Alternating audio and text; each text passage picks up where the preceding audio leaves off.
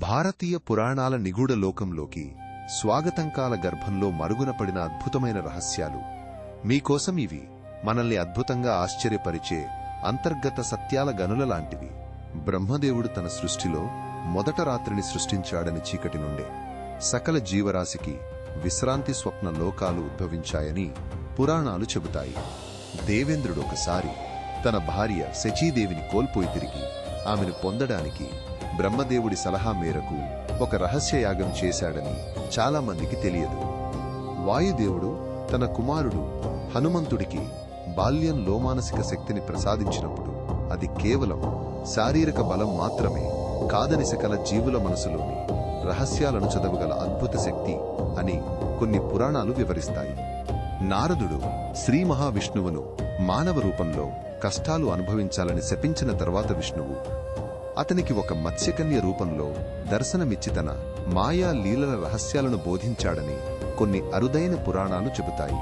మహాభారతంలో పాండవులు తమ వనవాస సమయంలో ఒక అదృశ్య జ్ఞాన వృక్షం నుండి భవిష్యత్ యుద్ధ వ్యూహాలను, ఆధ్యాత్మిక సత్యాలను నేర్చుకున్నారని కొన్ని అరుదైన గ్రంథాలు చెబుతాయి. పవిత్ర గంగానది భూమిపైకి అవతరించినప్పుడు ఆమె ప్రవాహంలో దేవలోకపు ఆధ్యాత్మిక వృక్షాలు సూక్ష్మ రూపంలో వచ్చి భూమికి దివ్య జ్ఞానాన్ని అందించాయి. కుబేరుడు తన సంపదకు అధిపతి కావడానికి ముందు భూమిలోని అదృశ్య ధనదేవతలను ప్రసన్నం చేసుకోవడానికి నీటి దీపాలతో తపస్సు చేశాడని కొన్ని పురాణాలు చెబుతాయి. అగస్త్య మహర్షి దక్షిణ భారతదేశానికి వచ్చినప్పుడు ఆయన తన కమండలంలోని అమృత బిందువులతో నదులను సృష్టించాడని, అవి జీవనదిగా మారి ప్రజలకు జీవశక్తిని ప్రసాదించాయి. యమధర్మరాజు తన విధులను నిర్వర్తించేటప్పుడు ఆయనకు కాలదండం మాత్రమే కాకుండా ఆత్మ మార్గదర్శిని అనే ఒక దివ్యమైన పక్షి సహాయం చేస్తుందని, అది మోక్ష మార్గాన్ని చూపుతుందని చెబుతారు.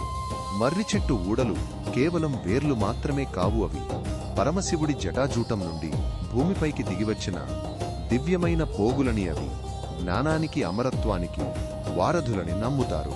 ఈ కథలు లోతైన సముద్ర గర్భంలో దాగి ఉన్న అపురూప ముత్యాల వలె వాటిని వెలికితీసినప్పుడే వాటి అసలు కాంతి విశ్వమంతా ప్రకాశిస్తుంది. ఈ అపురూప జ్ఞానాన్ని మరింత లోతుగా తెలుసుకోవడానికి మా ఛానల్కి ఇప్పుడే సబ్స్క్రైబ్ చేయండి.